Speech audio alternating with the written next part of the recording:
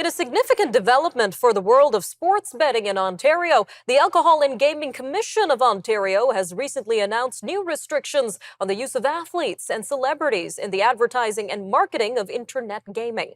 Now, these measures, set to take effect on February 28, 2024, aim to protect youth by curbing the influence of influential figures in promoting online betting. The move comes in response to growing concerns about the surge in online gambling advertisements during live sporting events. It follows consultations with various stakeholders, including public and mental health organizations, gambling experts, and the public. Well, joining us now to delve deeper into the implications and motivations behind this new ban is Brendan Caldwell, Director of Caldwell Securities Ltd. Brendan, welcome back to Forum Daily. Always great to be here, Nima, especially on a non-controversial topic like this one. Always great having you, Brendan. Now, I know we talked a little bit about online betting using athletes and celebrities about a year ago. So let's recap some of your concerns regarding the use of Wayne Gretzky for such advertisements. Yeah, well, I mean, my concerns were litmus. There was very many concerns. The Gretzky family had a bit of a run-in in the States around illegal gambling, and it all sort of went away, as these things do. But whether it's Wayne Gretzky or Jamie Foxx or whomever that's up there on the screen, I mean, it's the same, as you pointed out, it's the same commission that regulates alcohol and cannabis and gambling. And who would be surprised that the heroes for the younger generation, like Connor McDavid, like Austin Matthews, or from my generation, Wayne Gretzky, but we're talking about the kids here, would be influenced by their heroes getting up and saying, you gotta do this. I mean, it's been 50 years, something like that, since celebrities were allowed to endorse cigarettes. And so why are we allowing kids to have the people that they look up to tell them that gambling is a great deal of fun, when we know perfectly well it's dangerous? That's why we limit it to a minimum, I think, of 19 in this province. So, yeah, it is a no-brainer to at least, it's a half measure, but it's something worth doing because obviously this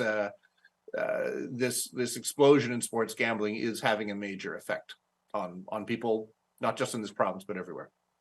So can you walk us through some of these new restrictions and what they would look like? I know they come into effect on February 28th, 2024, but what exactly would they look like?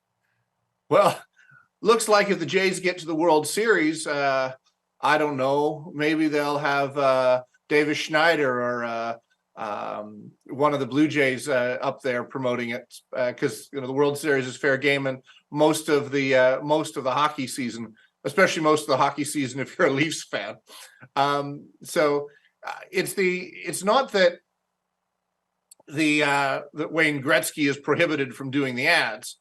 It's the entities that are licensed to promote gambling in Ontario are prohibited from hiring Wayne Gretzky or Connor McDavid or Austin Matthews. So it's I was wondering about it myself. How can you tell Wayne Gretzky what he can or cannot advertise? But what they're doing is saying, if you want a gaming license in the province of Ontario, you have to abide by these rules. So that's how they're attacking it. All right, Brendan. And just for some perspective, just how popular is online gambling in the first place? How many Canadians do you believe gamble online? I don't know, because it's not a rabbit hole I've gone down. I'm in the investment business. People think what we do is a casino. Anyway, it's not, because the difference is with the stock market, at least the odds are, to borrow from the Hunger Games, in your favor. The stocks tend to go up over a long period of time, whereas in a casino or any online gambling, the odds are always tilted against the individual and in favor of the house.